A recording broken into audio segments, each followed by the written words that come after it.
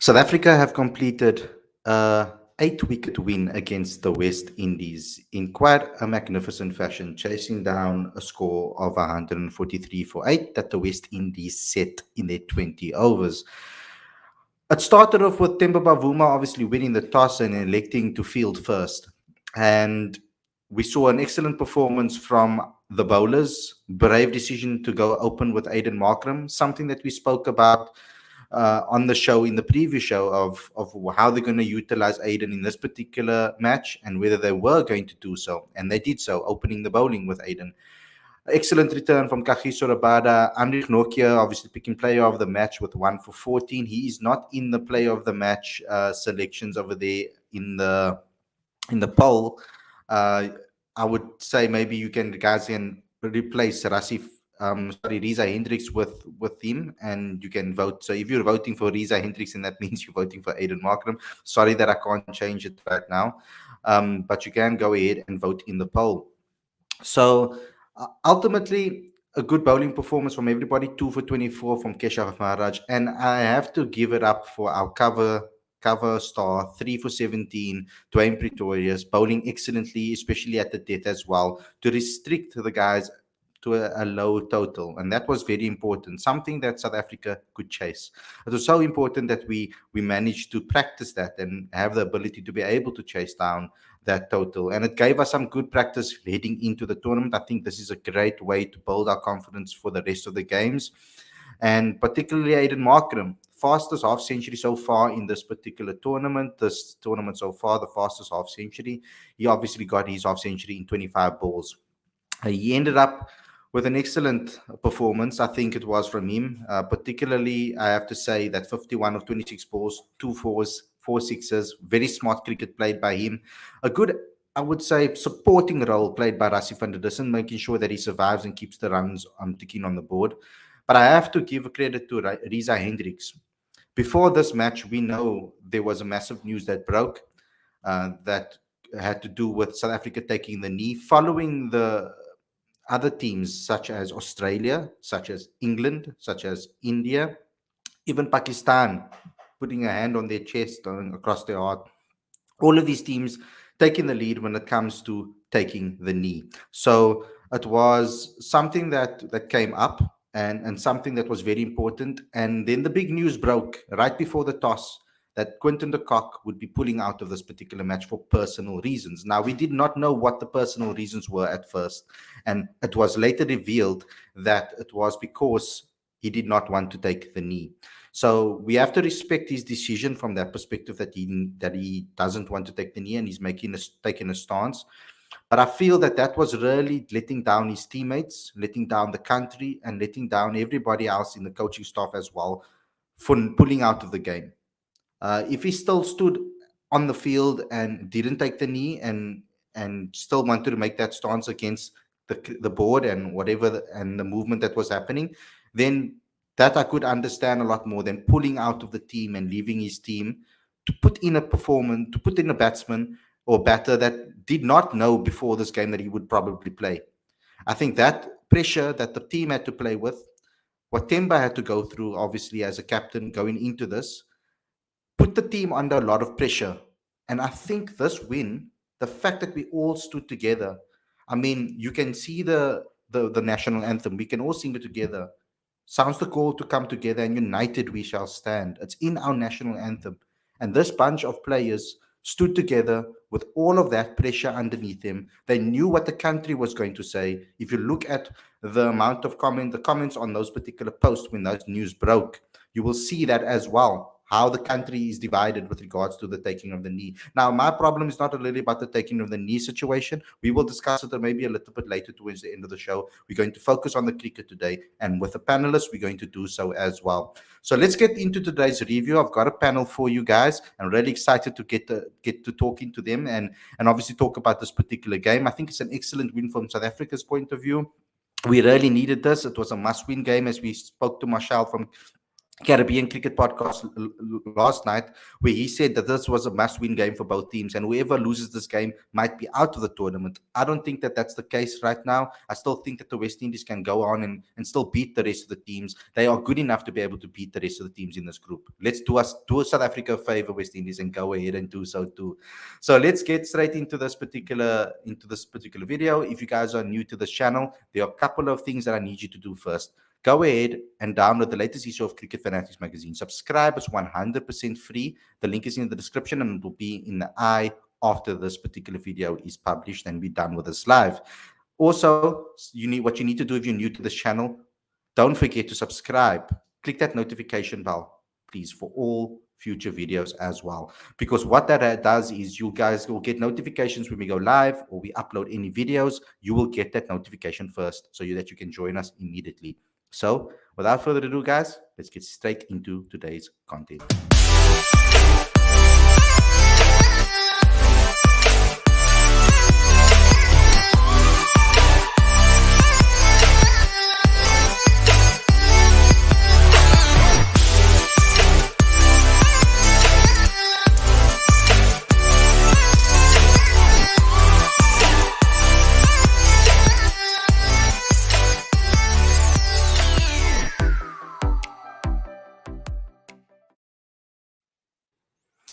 Very good evening, guys.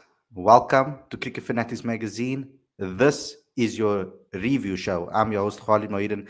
These are my panelists over here. Aditya, we've got Seppo, we've got Ravi with us today in that tight shirt there, looking smart, all smart there. Hey gedoen. Loving the new hairstyle. Love it. But we all here happy. We're smiling. South Africa has won this particular match. Let's get straight into the analysis, guys. I just want to tell the fans that there is a link in the live chat that's pinned to the top and in the description for you guys to call in and have your say. If you guys want to have your say about either the performance and as well as maybe the things that happened with Quinton de Kock and the PLA movement and all of those type of things, if you want to have your say about all of those things that happened today, a lot of drama happened before that toss. And a lot of drama happened throughout the match show. You guys can have your say over here if you want to. Let's get into it. Aditya, let's start with you. What was your thoughts on the match?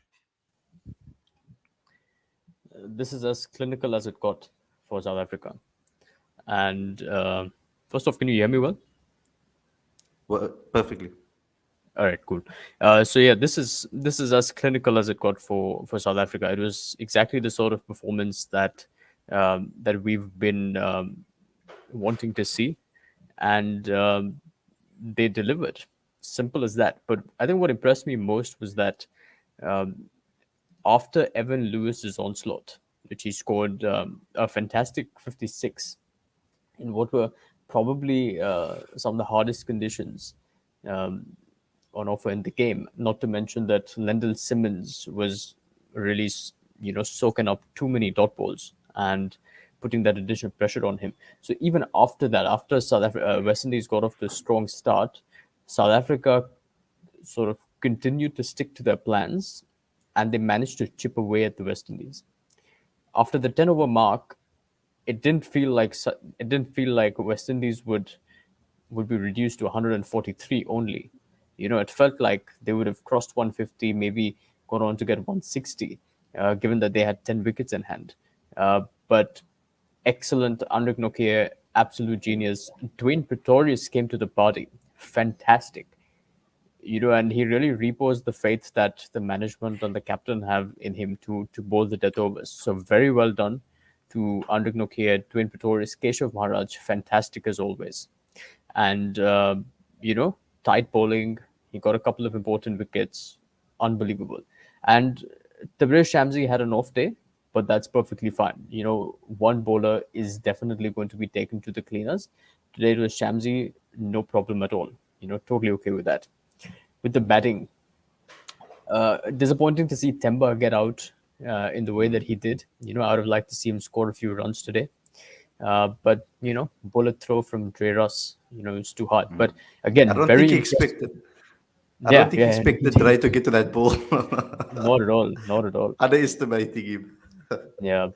But again, fantastic from Riza Hendricks and Rassi van der Dussen to rebuild 57-run partnership. And after that, Aiden Markram is the man, score a 50 of 25 balls, in those conditions, with no dew to help the batters.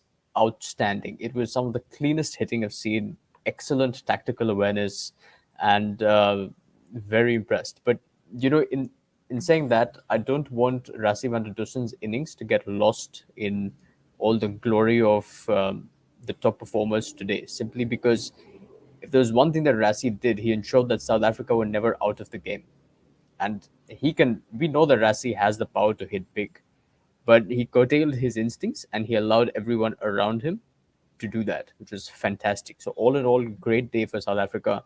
And despite some of the turbulence from early on in the day, they've delivered a clinical performance. Outstanding. Now, Ravi, I want to talk to you about it a little bit more. Particularly, also, let's move on from the batting performance. Also, I want to talk about the bowling. Let's zone in on that. Particularly, Temba's decisions as a captain. I know we're always talking about his failure with the bat, and unfortunately, I feel today, uh, yeah, the run out was not really something that you could really control 100%. I think he misjudged, particularly Dre, thinking I don't think he knew that he's going to get to that ball so quickly and get such an accurate throw. So yeah, underestimated a little bit. Hopefully, he can get some momentum going into the next game and really perform over there. Um, but from his captaincy perspective, can you talk about the captaincy, the field placing? There was a particular one over there as well that you need to talk about. I think I saw something from Hashit. Yes, there we go. From to get Pollard out in the field, that Rassi placement was really good from his perspective to get that. Let's talk about the captaincy and the way he utilized his bowlers specifically. No, definitely. I think the tactics were very sound from Temba, especially considering they had a most negative possible start to any cricket match when somebody withdraws from the side, one of the key players, and that obviously sets a negative tone in the team. And to see the Proteas respond in the best possible way out there on the field is certainly quite compelling, and I hope it will continue throughout the rest of the tournament. Aditya mentioned a very good point. Before we talk about Kyron's dismissal, Aditya mentioned a good point when Evan was smashing the bowlers all over the park, because I think the decision that was made was Lendl Simmons would play the anchor role, rotate the strike, give it to Evan to give it a bash, and boy did he carted him all over the ground. I think that move where they set, I can't remember who was deep in the field. I think deep square leg. It was either Pretorius or Markram. I might be mistaken. But there was somebody standing at deep square leg and they set a trap for Evan particularly. And they took the gamble because it was a KG, sorry. Yeah. I was working at the time with it, yeah. But anyways, so long story short, they obviously stuck with their plans. I mean, they could have easily folded over and bowled a little bit more conservatively, but they obviously wanted to get a key man out, and that was Evan Lewis. Because the reality is that if he kept on going, chances are you would have taken them over the line and taken the West Indies to the 150, 160 territory. Because in fairness, at one point I thought they were easily going to get to 160. And even felt that the end of the what is it? They posted 143, 144. They were about 15 to 20 runs short in any event. So it was a strong likelihood they would get to that point. But those key field placings kept South Africa back in the game. And it goes to show that you don't necessarily have to bowl a side out to win matches, but when you bowl specific deliveries, when you put people in key positions, you certainly will claw yourself back into the game. And kudos to South Africa, kudos to Temba Pavuma, and kudos to the team for responding to a really negative situation in the best possible way, and that's by playing cricket to the best of your ability. And that's what we saw today. The better team won today. I just want to add to that quickly because there's some breaking news from the press conference. And Tsepo, I want to get your thoughts on this straight away after I'm finished reading out the quote. Pavuma said that the instructions from the board came before we left the hotel. A meeting was convened The trip to the field was an hour and a half. Quinny informed us of his decision when we got to the changing rooms. One of the toughest days I've had as a leader of this team. Seppo, what are your thoughts on that? And as well as South Africa performing under those circumstances? Sure. Giving me the tough question here, Khalid. Hey, yeah. Yeah. I don't know how to feel. I feel many things, and none of them are good. Um, First of all, I feel disappointed with Cricket South Africa because these guys buckled. They buckled under Twitter's pressure. First, the thing was, okay, we've had conversations with the team, and we've agreed that everybody can do what they believe they need to do when this happens. And that was our story. That was what we're going in with. Then how Twitter throws things, oh no, now England are doing it, so why aren't we doing it? And then we're like, okay, let's change our song. And now guys don't want to play. I think I feel like we're not. I feel like we decided that we're going to listen to our individuals, we're going to listen to the team, and then we just changed our tune because other teams were taking the knee. And like, yes, it's a stance for racism, but some people can argue that it's just taking the knee. You know, whether Quinton de Kock is a racist or not, like the fact of the matter is, like he didn't want to do it. Like I don't know. In terms of the team, and how they responded to that, yo, kahunas of note, kahunas of note. Because it's tough when like your top batsman decides, nah, we're not gonna go, I'm not gonna do it. And it basically just throws the team in disarray because he's not just the batsman, he's also a wicket keeper. Heinrich Klaassen didn't look like he was prepared to take the gloves, but he did well there. But the fact of the matter is, the people that played came together, and put on a fabulous display. Like we can win without Quinton de Kock. We've done it, but I feel like we're not. I don't know. I feel like we didn't back our players. Like we just buckled under the pressure of Twitter, and it's just for taking the knee. I'm also disappointed in Quinton de Kock. Just like suck it up, bro. Just take the knee. But you see, this is the thing. This is people's beliefs that we're messing with here. You know, like if he doesn't believe in Black Lives Matter, why are we forcing him to believe in Black Lives Matter? If he's a racist, if he does racist things, that's a totally different story. But if he just doesn't want to stand with you when you ask him to stand, yeah, and I guess you can say, this is South Africa. What about our history? And to that, I say, this is South Africa. Like we're not like race relations have never been smooth, and that like us not being united, you know, like with our stances. I mean, some people put their fist up. Some people aren't converted racists yet, but now we're forcing the agenda. Which, look, I don't like it when people get forced to do things. That's all it is. I feel like we got bullied into making this decision. This wasn't the decision that the team made.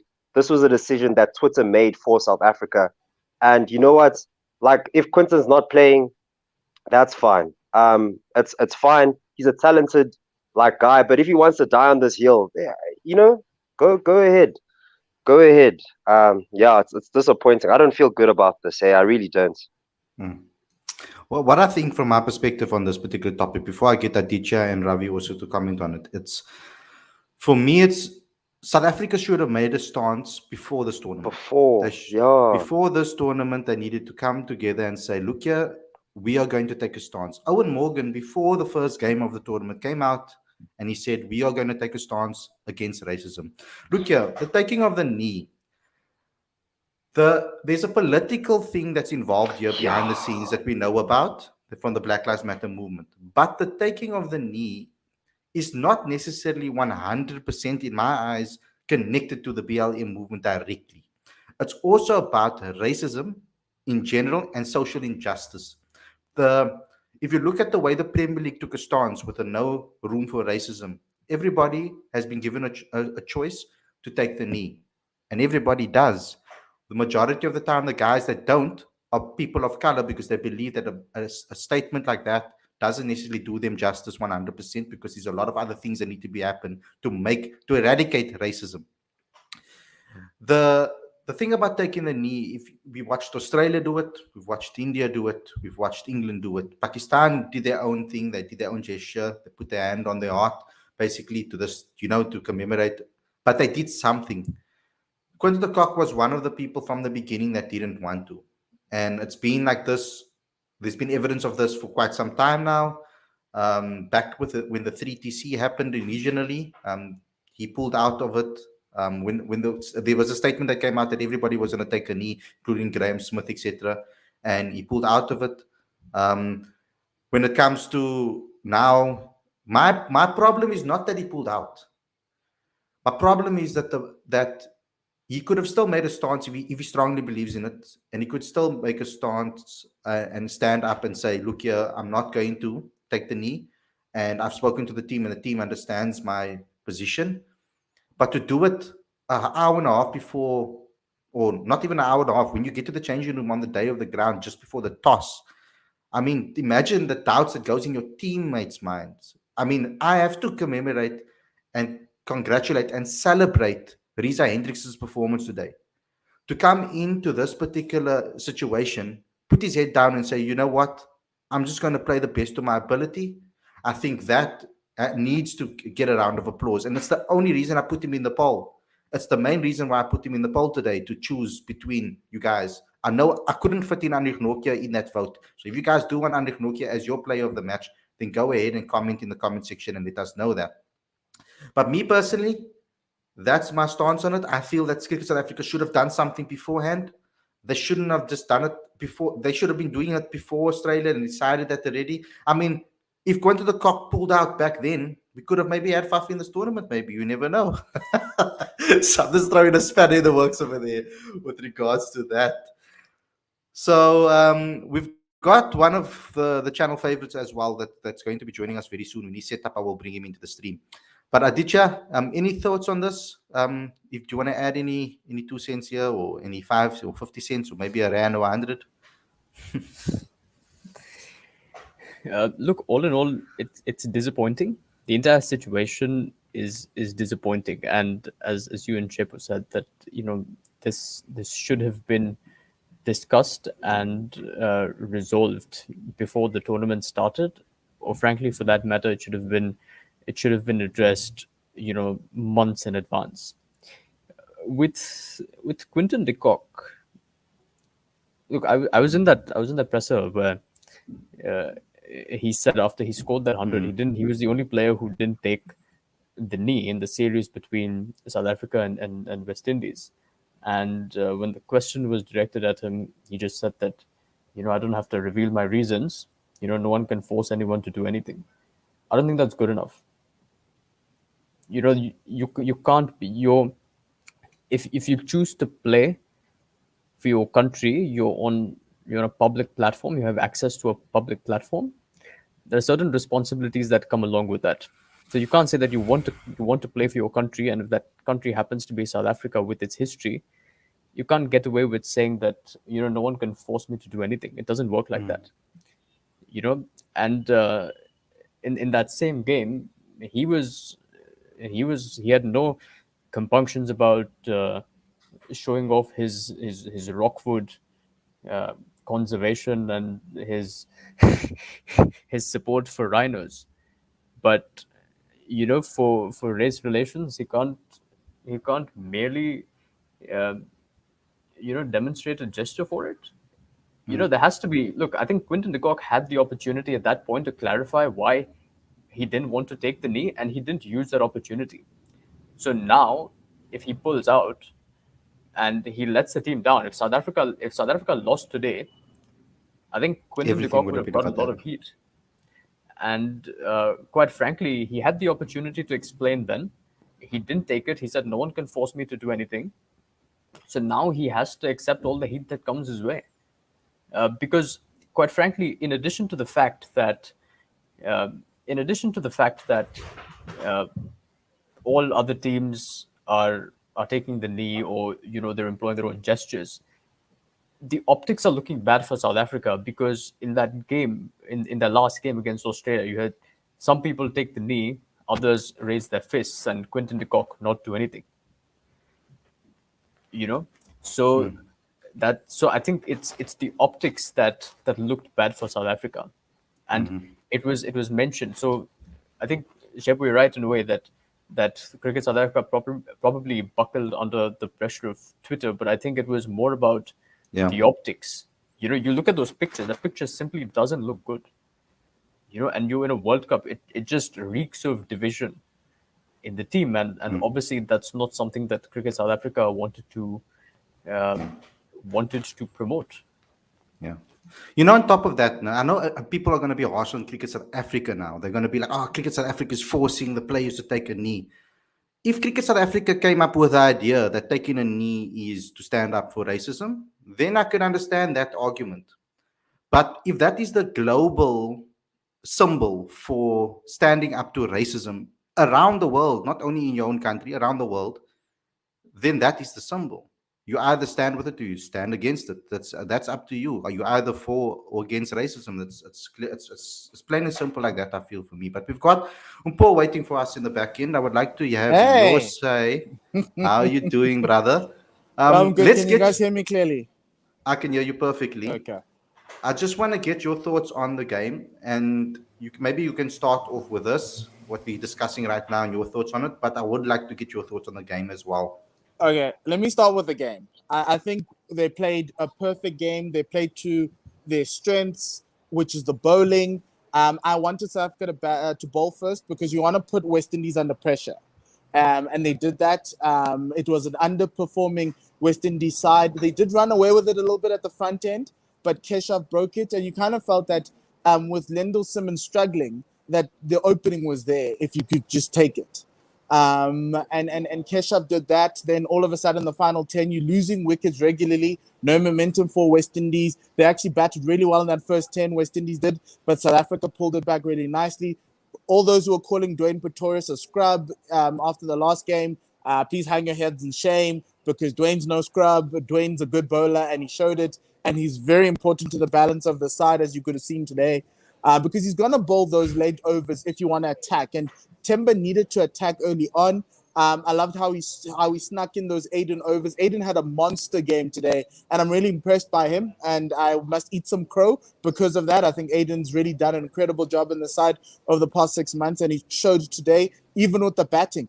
Not happy about, look, the target's too low for us to be able to judge our batting correctly, but they managed to hold it together and get the target in time, and so I'm happy with that. Look, quite frankly, Timber's innings, look, with everything running around, I think, the fact that he got us 2 runs is 2 more than I expected, because quite frankly, that 140 in the field, after everything that's happened today, was a masterclass from the team, and they did really well. So for me, they did quite well. Now, obviously, we now have to play the 2 qualifiers, beat those, and then against Sharjah and against England and Sharjah, beat them. If not, ask for help from someone else. Please, Bangladesh, please beat Australia so we can go to the semi-finals. Do you know why? Because if Quinton does not want to play for the side, I don't want to talk about Quinton. I want to talk about Timber leading the side to victory. If Quinton doesn't want to be with his team and his teammates, that's okay. He can go. We don't want to talk about Quinton. We want to talk about South Africa winning a tournament after all the drama that's thrown at them. And I'll talk about this issue now. CSA were wrong in having a board meeting last night and instructing the team to take the knee.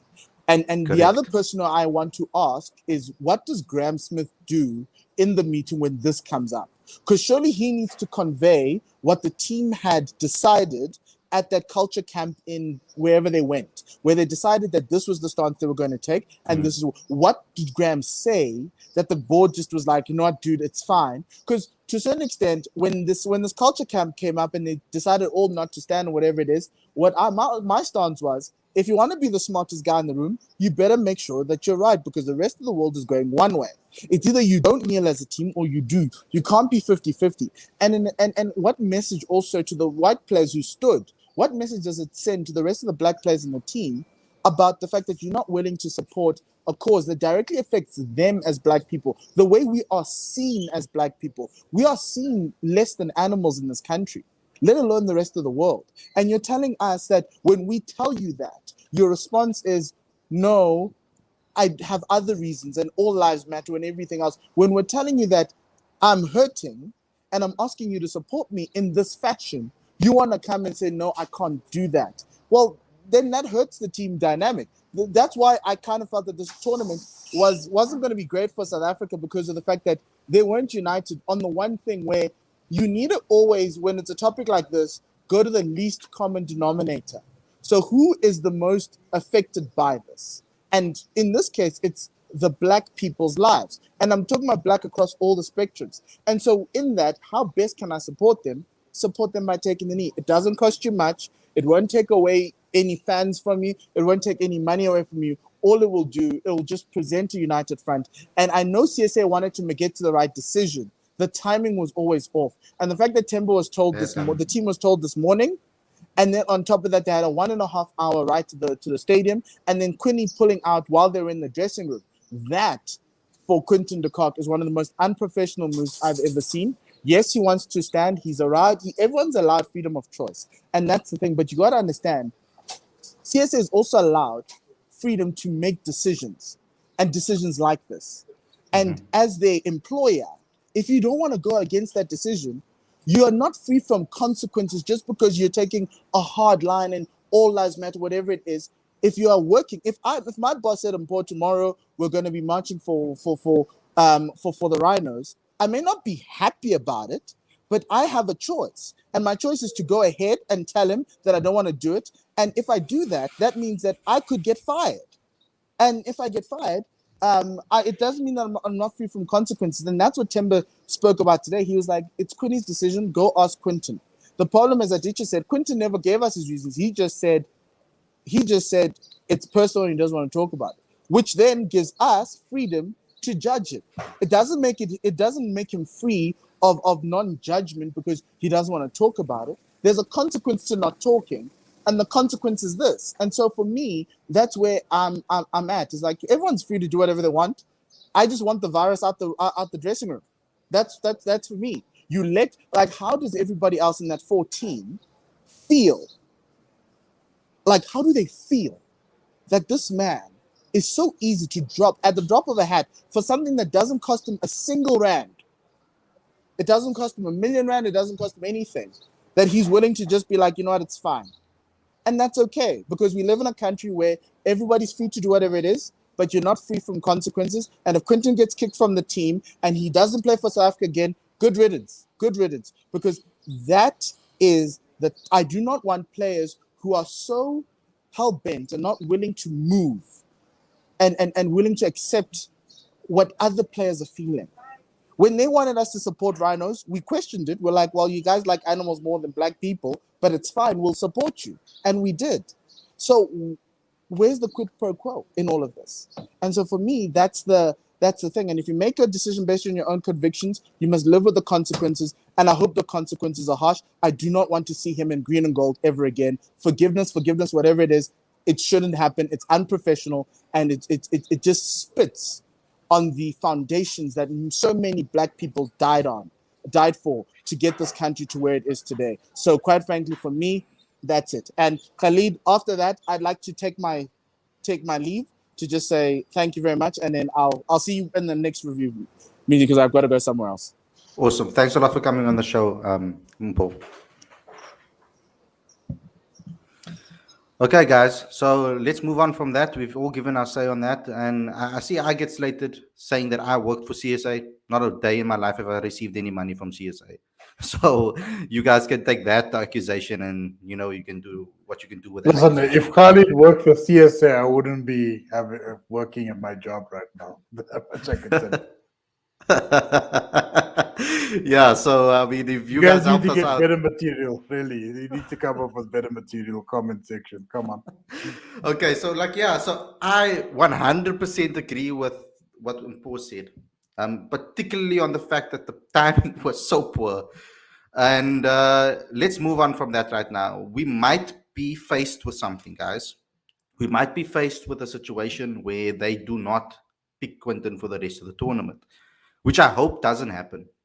I do hope to an extent that there can be some sort of agreement with Quinton and the rest of the team, that they speak to him. Maybe there's a lack of understanding about what is taking place. Maybe he needs to speak to some of the English guys, Australian guys, maybe some of the Indian guys on the reasons why they are doing what they're doing. Maybe there's a lack of education over here. So I just want to get that out of the way. Let's talk about the next game, guys, because this is going to get us some momentum into the next game. I feel it's very, very tight. It's going to be very difficult. This is the group of death. Tsepo, let's get your thoughts. Ravi, and then Aditya. What are your predictions for the next game? What do South Africa need to do? Do you just keep the same 11, mix it up, or do you still go with the approach of let's assess the conditions, pick the right players for that particular game, despite what's happening with regards to momentum? What would you do over there? Honestly, I'm thinking that like the best way to go forward is to go with this team. I like the setup. I like the balance of this team, especially. I've always been a fan, or recently I've been a fan of Reza Hendricks's performances, because I feel like you can always rely on him to get 20 runs at a decent strike rate. Like you won't get anything less than that. And he's not erratic. So you'll get that at the top of the order. Timba Bavuma's great, fantastic. And the bowling attack, I mean, absolutely fantastic. Heinrich Nortje, KG Rabada, Keshav Maharaj, and obviously, well, Shamsi today was the one that got smashed, but at the same time, we know he's the number one T20 bowler. And what happened was that the team came together and sort of helped out. So you sort of want that momentum to be carried into the next game. So for me, yeah, I'm happy with the team composition and the team balance, and the way Timba is captaining the team. So I would go on with this 11. In terms of Quinton de Kock coming back, I don't think he's going to. Hey? Like I don't think it would be right to do that, because you left your team stranded in a very bad manner. Left a bad taste in their mouths. And right now, what the team needs is unity. Like we need to be united as we move forward. It worked today. And yeah, we just need to keep this going. I'm not sure who we're playing next. I'm just trying to check. So you hoid me under the bus here. This is Sri Lanka. Sri Lanka. Ooh, yeah. The pace bowling is going to be key there. Going to be very key. I can see Heinrich Nortje and KG Rabada doing really well in that game. So yeah, that's my 2 cents. Do you know what my concern is here? That the ICC might step in with regards to Quinton de Kock. South Africa could, because the rules around the ICC, Aditya, if I remember correctly, is that only if an injury takes place, that's where you can bring a reserve into the team.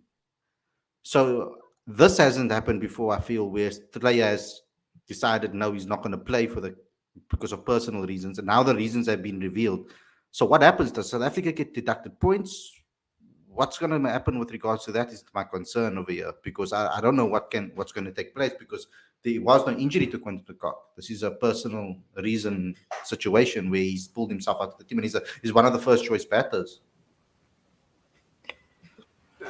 My guess is that the team management will have to ask Quinton whether he wants to stay in the environment and play or leave, because if he leaves, then perhaps they can bring in a replacement from the reserves.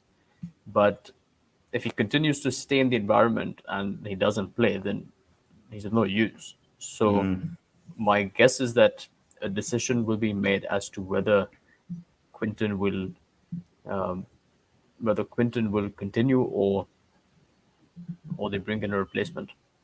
Yeah, always my worry. That's most my worry about not having Yanaman in reserves. If something happened to one of those top order batters, what will happen? Okay, so Ravi, your thoughts on that? Your thoughts on the next game, and what do you think? Me personally, I'll say what I think after you.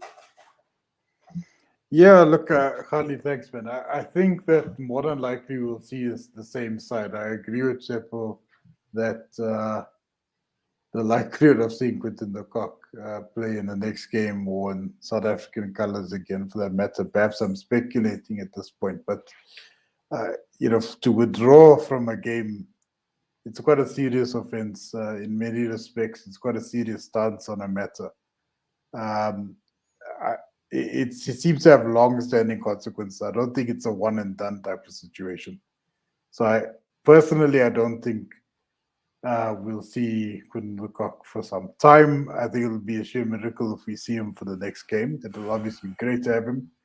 But I'm going to play devil's advocate and think that he's not going to play a role in the next game. And more than likely, for consistency purposes, South Africa will maintain the same side.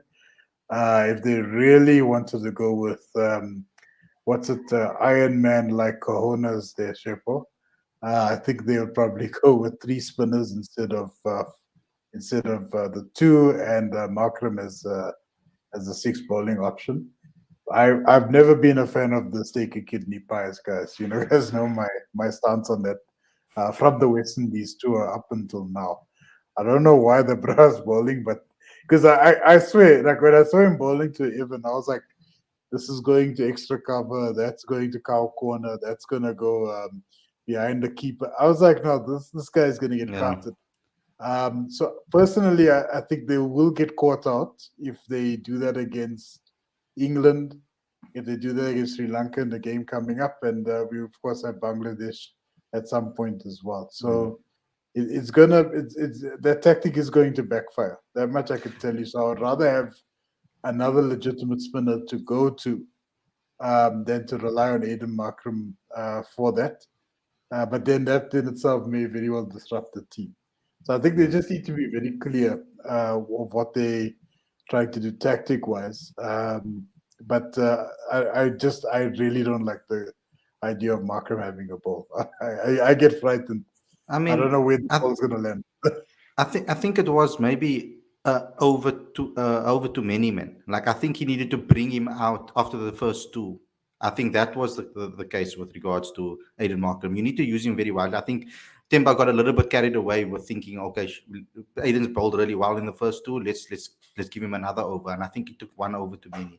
I mean, me personally, I spoke about it. I said, let's have 100 class and out team because I think our top 5 is good enough. With if David Miller is at 5, good enough to that top 5 was good enough to be able to take us home in a chase, because I was hoping that we'd chase in this particular game and that we got what I wanted. I wanted us to choose to field first. And I said, for example, bring in a Bjorn Fortuin with the mentality of just restricting West Indies to as much as possible. That was my strategy going into, but that's too much risk in one basket. So I understand the balance of the team and why they stuck with us, and also Quinton pulling out on the last minute. Guys, thanks a lot for tuning in. I hope you guys enjoyed this review show. Thank you, Aditya. Thank you, Ravi. Thank you, Tsepo, for coming on the show. Thank you to Mpo for coming on the show. Thank you to you guys for being so excellent in the live chat and giving us an amazing time over here. I enjoyed reading some of your comments. I couldn't get to all of them, and I'm really sorry about that, but we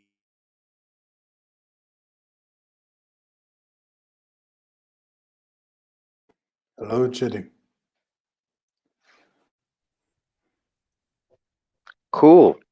Thanks for watching, guys. We'd love to have you, and we'll see you tomorrow for a show. It's probably going to be some sort of preview show. So tune in, and we love your comments. My favorite comments, I just quickly want to say it. Wally said, "The cock by name and by nature," and I will leave you with those words. Yeah. All right. Peace out, guys. Take care. Cheers, Aditya.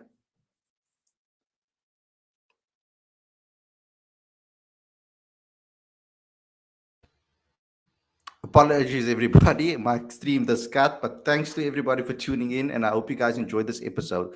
Don't forget to go to the live chat. There is a link in the description for you guys to subscribe to Cricket Fanatics magazine. Also, subscribe to this channel. Click that notification bell for all future videos as well. And if you guys will get all notifications of all the videos that we do here, but don't forget to subscribe to our monthly magazine. Sorry for the internet interruptions. There's been load shedding over here, so it's been quite hectic. But thanks a lot for tuning in. Thanks a lot to everybody for coming onto the show, and we'll see you guys again tomorrow with another daily show. Take care, everybody, and enjoy this victory, please.